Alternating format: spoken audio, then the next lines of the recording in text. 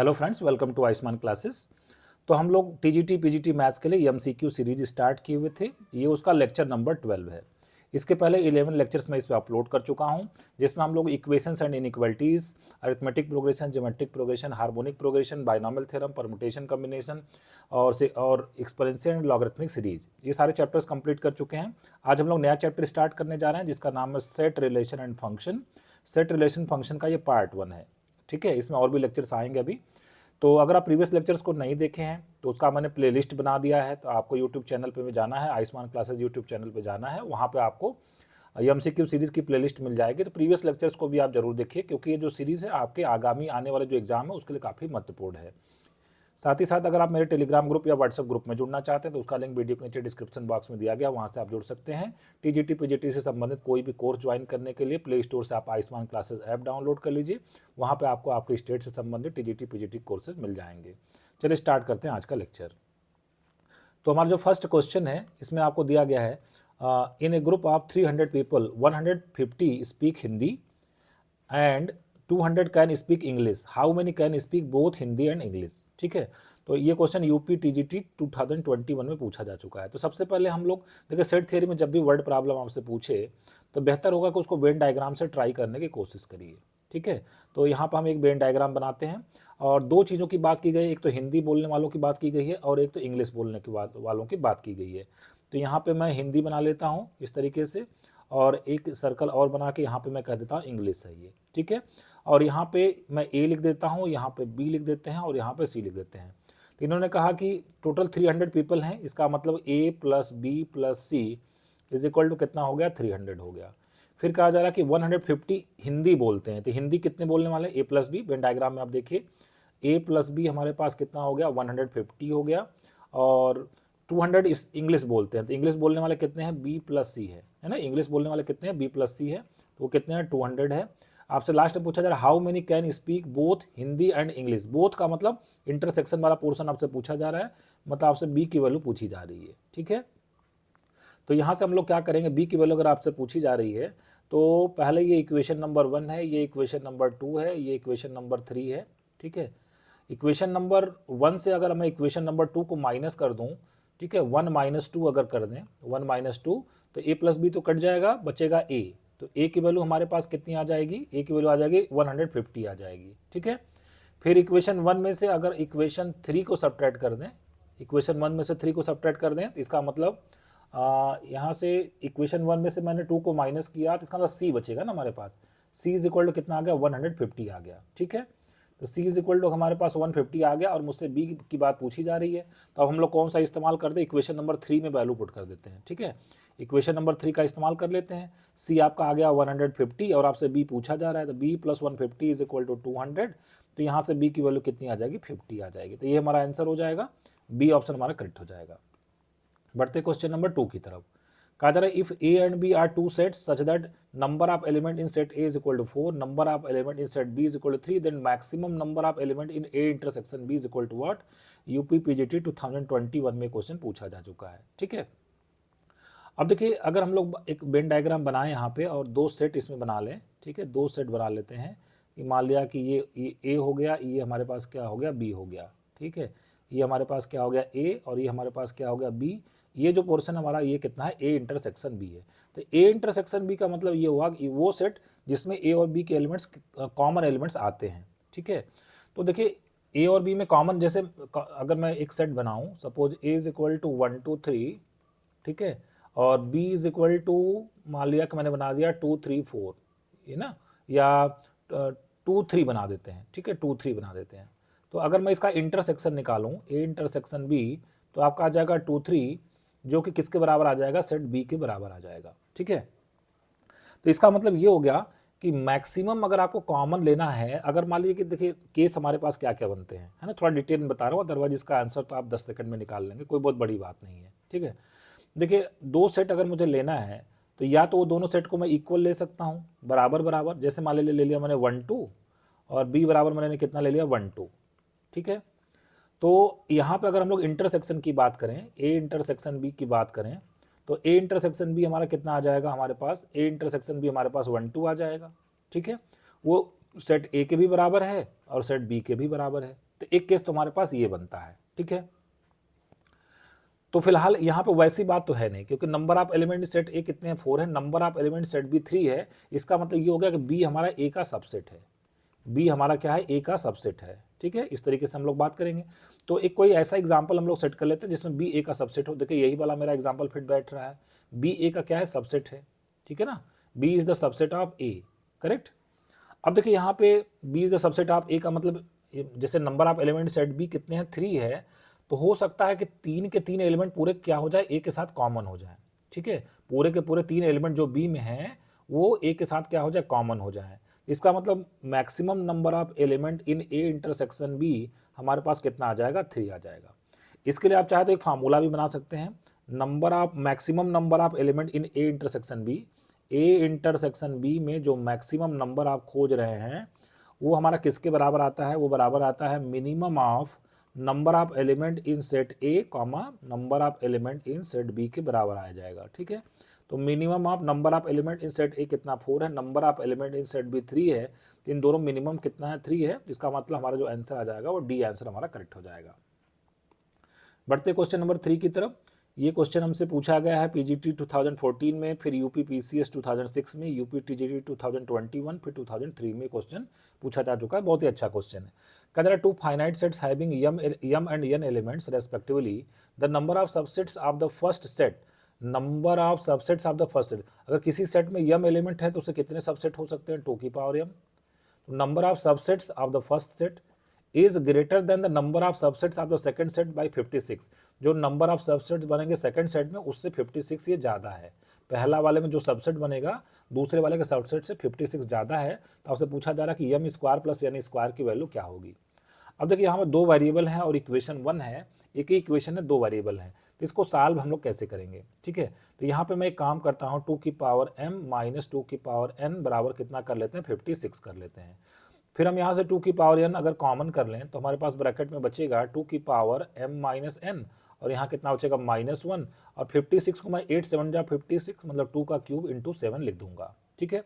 अब अगर दोनों तरफ अगर ध्यान से देखा जाए तो ये जो ब्रैकेट के भीतर जो चीज़ लिखी है ना, पहले 2 की पावर m माइनस n मतलब 2 का कुछ पावर है, जब 2 का पावर कुछ भी आएगा तो इवन आएगा, और इवन में से 1 माइनस करेंगे तो ऑड नंबर आएगा।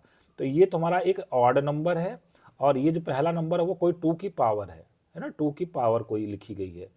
अब दोनों तरफ देखिए हम इसको कंपेयर कर सकते हैं, इधर भी 2 की कोई पावर लिखी गई है ना, इधर भी 2 की पावर लिखी गई है, और बगल में क्या लिखा गया है, ऑड नंबर लिखा गया है, बगल में क्या लिखा गया है, ऑड नंबर लिखा गया। तो कंपेयर कर सकते हैं, यहाँ पे 2 की पावर n है, यहाँ पे 2 की पावर 3 है, तो n इज इक्वल टू हमारे पास कितना आ जाएगा, 3 आ जाएगा। यहाँ पे जो ऑड नंबर है वो है 2 की power m minus n minus 1, यहाँ पे ऑड नंबर 7 है, तो इसको सॉल्व करेंगे तो 2 की पावर m माइनस n की वैल्यू 3 है, तो 3 पुट कर देंगे, 7 प्लस 8 हो जाएगा, 8 को 2 क्यूब लिख सकते हैं, और कंपेयर करेंगे तो m माइनस 3 कितना आ जाएगा, 3, तो यहाँ से m की वैल्यू कितनी आ जाएगी, 6 आ जाएगी। तो m is equal to 6, n is equal to 3 आ गया, और हमें निकालना है m square plus n square, तो m स्क्वायर हो जाएगा 36, n स्क्वायर हो जाएगा 9, कुल मिला के 45 आंसर आ जाएगा। तो ए भी 45 नहीं, बी भी 45 नहीं, सी भी 45 नहीं, डी आंसर हमारा क्या हो जाएगा, करेक्ट हो जाएगा। बढ़ते क्वेश्चन नंबर 4 की तरफ। कहा जा रहा for any 2 sets A and B, A minus B क्या होगा, ए माइनस बी आपसे पूछा जा रहा है कि क्या होगा, ठीक है। अब देखिए थोड़ा सा इसको मैं बताता हूँ, थोड़ा वेन डायग्राम से समझिए इस बात को, बहुत ही सिंपल सा क्वेश्चन है, लेकिन थोड़ा वेन डायग्राम से समझेंगे तो आपको अच्छे समझ में आ जाएगा। यूपी टीजीटी 2021 में क्वेश्चन पूछा गया है। देखिए पहले मैं ये बना दिया ए और बी, ठीक है, ये मैंने बना दिया ए और बी। अब मैं अगर आपसे कहूँ कि ए माइनस बी आप बनाइए, सबसे पहले आप क्या बनाइए, ए माइनस बी, तो ए में से बी को निकाल देना, तो ए में से बी को जब निकाल देंगे तो इतना पोर्शन बचेगा, इतना पोर्शन बचेगा सिर्फ, ठीक है। तो इस पोर्शन को हम लोग बोलते हैं ए माइनस बी बोलते हैं, इस पोर्शन को हम लोग क्या बोलते हैं, ए माइनस बी। अब अगर ए में से ए माइनस बी को निकाल देंगे तो बचेगा क्या, देखिए मैं जिसको दूसरे कलर से सेट करता हूँ इतना ही बचेगा मेरे पास। ये जो पोर्शन है देखिए, ये वाला पोर्शन, यही पोर्शन मेरा बचेगा। अगर ए में से, अगर मैं यहाँ पे किस में से, ए में से अगर किसको माइनस कर दूँ, ए माइनस बी को माइनस कर दूँ, तो मेरे पास कौन सा पोर्शन बचेगा, जो येलो कलर से मैंने सेट किया हुआ है, और वो किसके बराबर है, वो ए इंटरसेक्शन बी के बराबर है। तो मेरा आंसर क्या आ जाएगा, A intersection B, D option हमारा करेक्ट हो जाएगा। बढ़ते क्वेश्चन नंबर 5 की तरफ। कहा जा रहा number of subsets of the set A is equal to 0 1 2 3 4 containing element 1। तो इसमें ये नहीं पूछा कि इससे कितने सबसेट्स होंगे, इस पूछा जा रहा है कि इसके कितने ऐसे सबसेट होंगे जिसमें एलिमेंट 1 आएगा। उत्तराखंड लेक्चरर मेंस एग्जाम 2020 में क्वेश्चन पूछा जा चुका है, ठीक है। तो देखिए सबसे पहले हम लोग एक सिंगल वाला बनाते हैं। सिंगल वाला इसका सबसेट क्या होगा, 1, एक 1 बनेगा जिसमें 1 आएगा, बाकी तो कुछ बनेगा नहीं। और दूसरा इसका अगर सबसेट बनाना चाहें जिसमें 1 आता हो, तो एक तो बनेगा हमारे पास 0 1, एक हमारे पास क्या बनेगा 1 2 बनेगा, फिर हमारे पास क्या बनेगा 1 3 बनेगा, है ना। तो ये 2 2 वाले कितने बन गए, 0 1 1 2 और 1 3 बन गए। अब 3 3 वाले हम लोग बनाते हैं। 3 3 वाले अगर बनाएंगे तो बनेगा 0 1 2, जिसमें 1 आता हो, ध्यान रखना 0 1 2, फिर कितना आ जाएगा 1 2 3 1 2 3, फिर आ जाएगा हमारे पास 0 1 3 0 1 3, और हमारे पास फिर अब 4 4 वाले कितने आ जाएंगे, 4 4 एलिमेंट वाला 0 1 2 और 3 आ जाएगा। तो टोटल गिने अगर तो 1 2 3 4 5 6 7 और टोटल कितना आ जाएगा हमारे पास 8, है ना, ये 8 आ गया। तो इसका मतलब हमारे पास बी ऑप्शन देखिए 8 दिया गया है, तो हमारा बी ऑप्शन क्या हो जाएगा, करेक्ट हो जाएगा। ठीक है, बढ़ते हैं नेक्स्ट क्वेश्चन की तरफ। अगला क्वेश्चन है क्वेश्चन नंबर 6, हरियाणा टीजीटी 2019 मतलब एचटेट लेवल 2 2019 का क्वेश्चन है।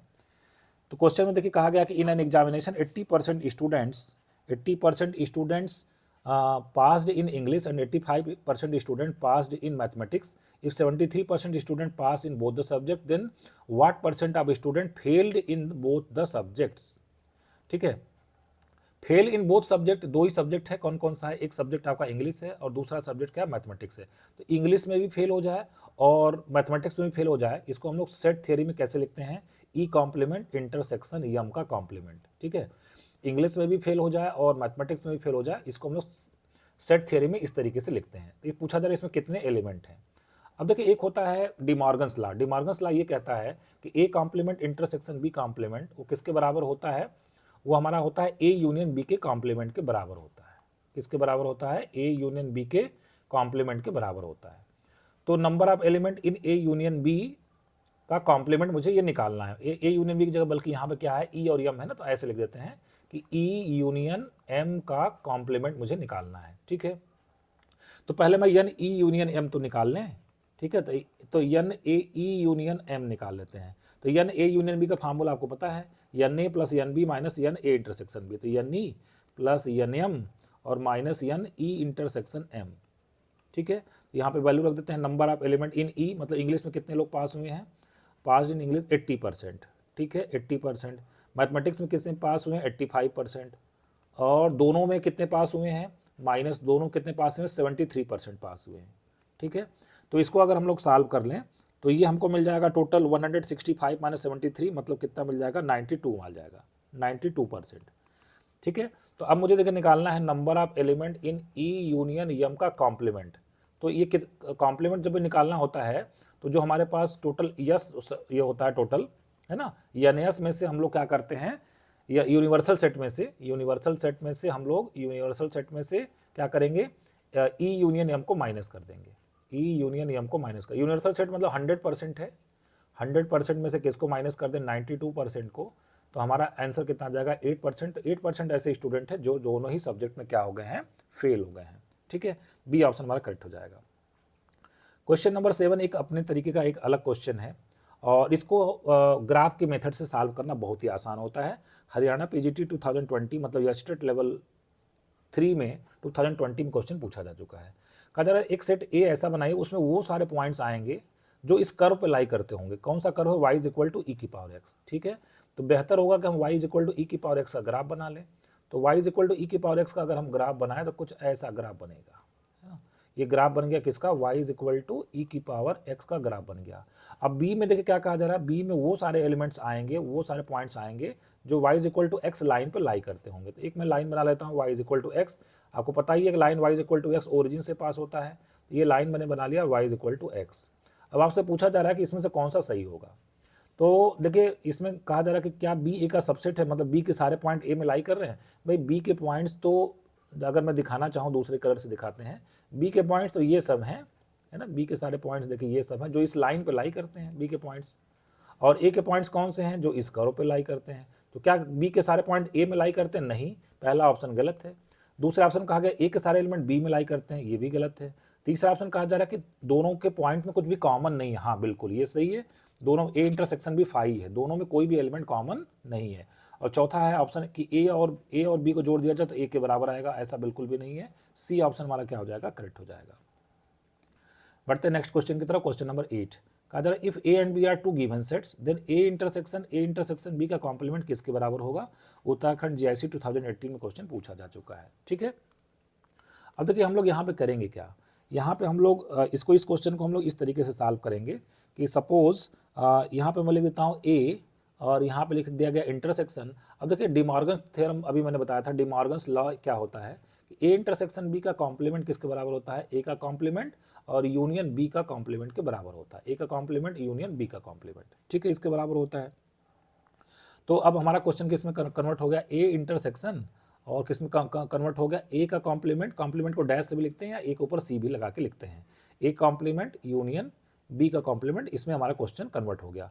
अब देखिए सेट थ्योरम में डिस्ट्रीब्यूटिव लॉ क्या होता है, डिस्ट्रीब्यूटिव लॉ ये होता है कि A intersection B union C लिखा हो तो हम इसको लिख सकते हैं ए इंटरसेक्शन बी एक ब्रैकेट में और फिर जो यहाँ पे जो भी साइन लगा होगा यूनियन और फिर क्या लिख सकते हैं ए इंटरसेक्शन सी लिख सकते हैं। तो यहाँ पर हम लोग ये डिस्ट्रीब्यूटिव लॉ लगाएंगे तो क्या लिखेंगे, ए इंटरसेक्शन ए का कॉम्प्लीमेंट और फिर ब्रैकेट में कौन सा साइन है यूनियन, तो यूनियन लिखेंगे और फिर क्या लिखेंगे ए इंटरसेक्शन बी का कॉम्प्लीमेंट। ठीक है, अब ए आपको पता है कि ए और ए कॉम्प्लीमेंट में कुछ भी कॉमन नहीं होता है। आपको सेट थ्योरी में ये बिल्कुल मालूम होगा कि अगर ये ए है तो इसके जो बाहर वाली चीज़ है ये सब जो चीज़ें है ना वो ए कॉम्प्लीमेंट, मतलब ए और ए कॉम्प्लीमेंट में कुछ भी कॉमन नहीं होता, ये फाई आता है। तो फाई का यूनियन अगर हम लोग किसी भी सेट के साथ फाई का यूनियन ले लें तो वही सेट आता है, मतलब हमारा आंसर कितना आ जाएगा, ए इंटरसेक्शन बी कॉम्प्लीमेंट आ जाएगा।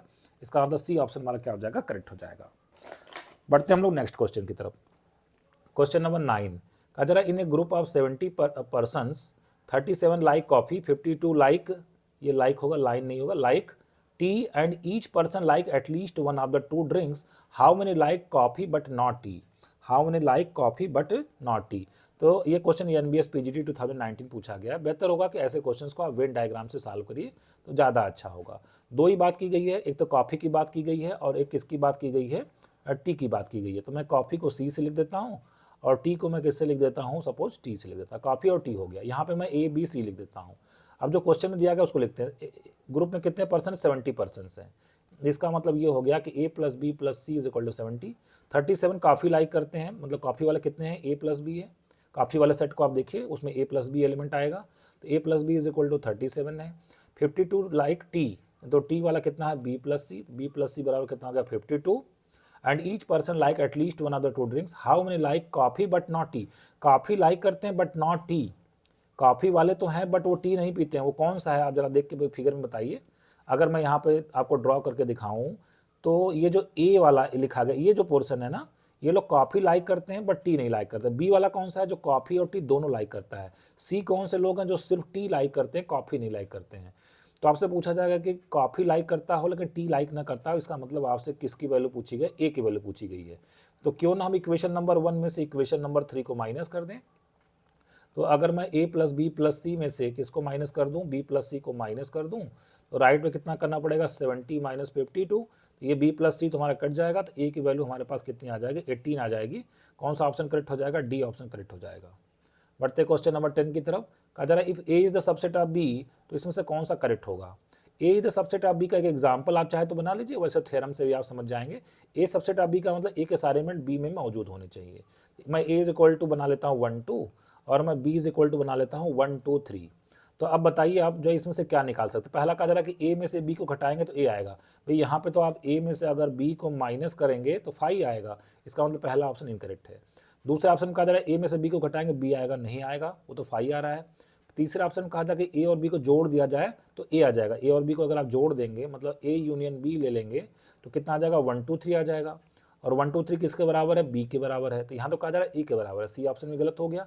डी ऑप्शन कहा गया कि ए माइनस बी 5 आएगा, ये बिल्कुल भी करेक्ट है क्योंकि ए माइनस बी तो 5 ही आएगा। डी ऑप्शन करेक्ट हो जाएगा। टीजीटी 2004 में क्वेश्चन पूछा जा चुका है।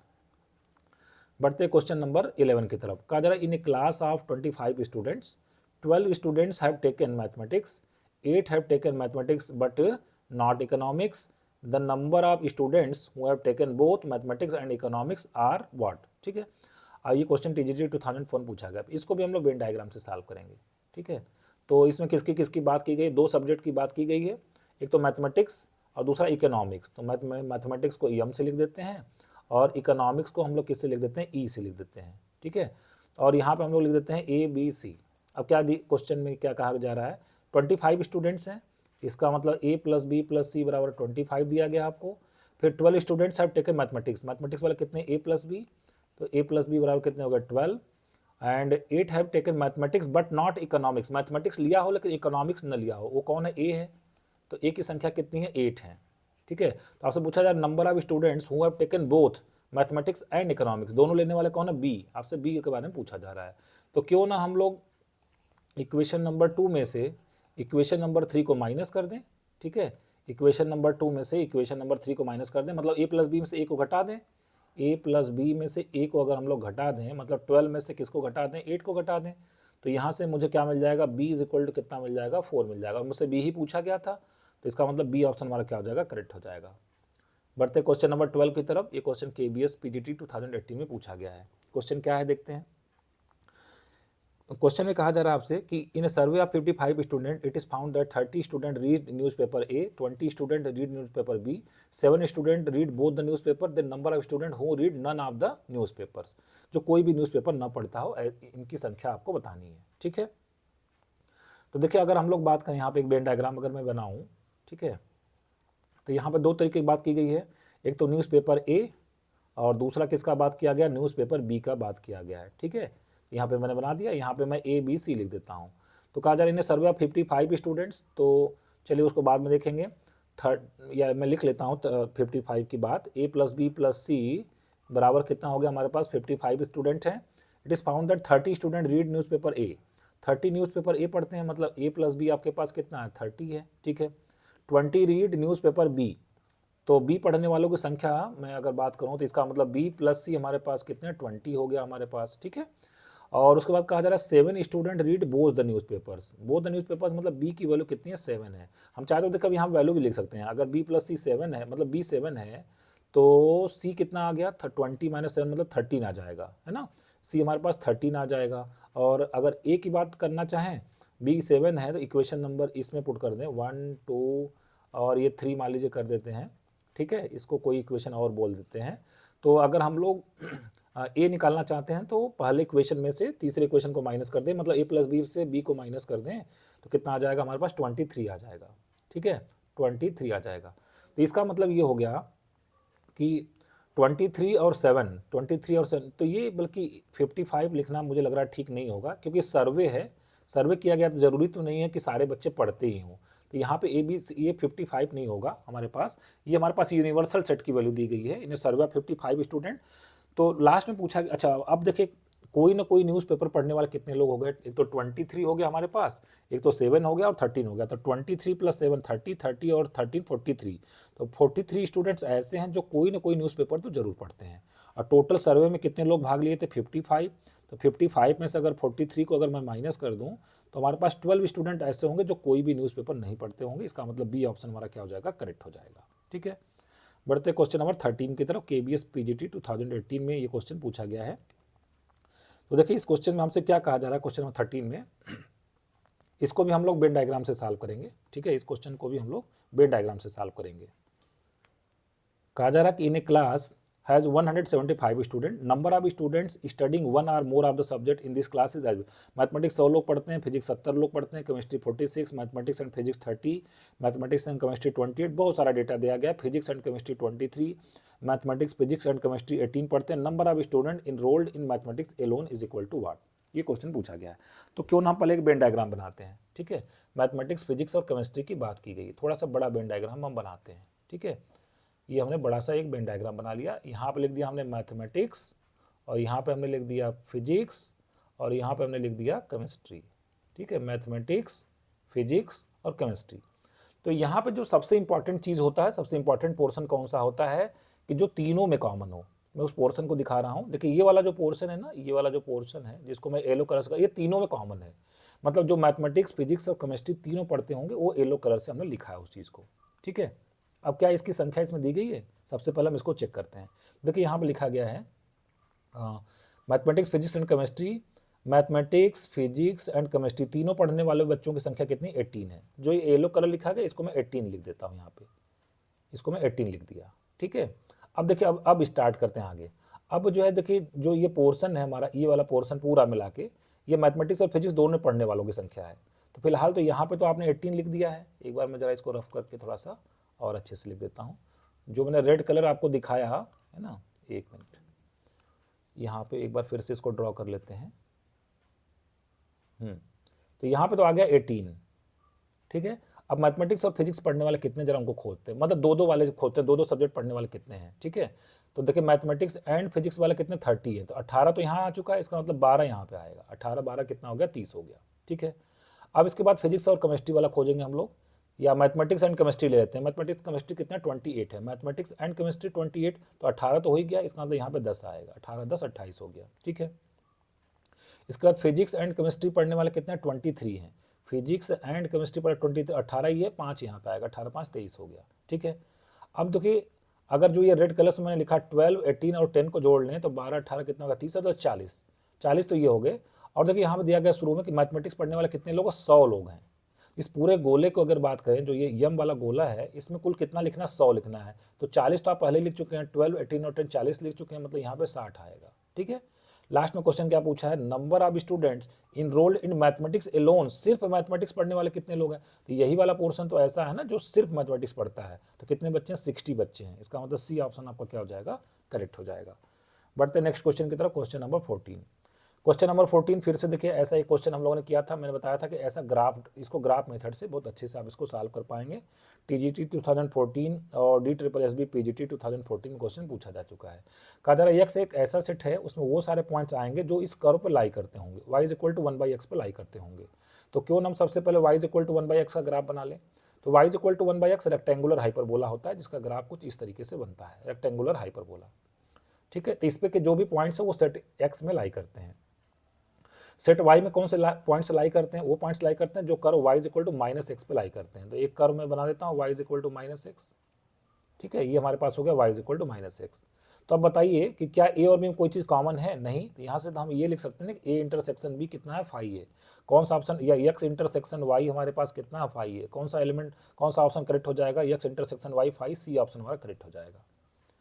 बढ़ते क्वेश्चन नंबर 15 की तरफ। क्वेश्चन नंबर 15 में कहा गया सेट ए में वो सारे एलिमेंट आएंगे जो रियल नंबर होंगे और इस इनइक्वालिटी को सेटिस्फाई करते होंगे। तो चलिए हम इस इनइक्वालिटी को पहले सॉल्व कर लेते हैं। x² > x + 6, मतलब x² - x - 6 > 0। इसका फैक्टर कर लें तो x - 3 x + 2 > 0। क्रिटिकल पॉइंट्स कितने आ गए, -2 और 3, यहाँ पे लिख देते हैं -2 और यहाँ पे 3, साइन देते हैं प्लस माइनस प्लस। पॉजिटिव चाहिए, मतलब -∞ से -2 में मिलेगा और 3 से ∞ में मिलेगा। इसका मतलब जो सेट ए हमारा हो गया वो कितना हो गया, -∞ से -2 और यूनियन कितना हो गया, 3 to ∞ हो गया। और सेट बी हमारे पास क्या है, सेट बी हमारे पास है x सच दैट x > 3। तो इसका मतलब 3 to ∞ हमारे पास सेट बी है। अब आप देखिए क्या बी के सारे एलिमेंट ए में मौजूद है, हाँ बिल्कुल, देखिए 3 to ∞ यहाँ भी है। इसका मतलब बी हमारा जो है वो ए का क्या है, सबसेट है। तो कौन सा ऑप्शन करेक्ट हो जाएगा हमारा, बी ऑप्शन करेक्ट हो जाएगा। तो फ्रेंड्स आज के लेक्चर को मैं यही पे समाप्त कर रहा हूँ। होप सो आपको जो ये क्वेश्चन अच्छे से समझ में आए होंगे, वीडियो पसंद आया होगा तो एक लाइक का बटन दबाना नहीं भूलिएगा। मिलते हैं फिर से नेक्स्ट लेक्चर में नए क्वेश्चंस के साथ। Thank you very much.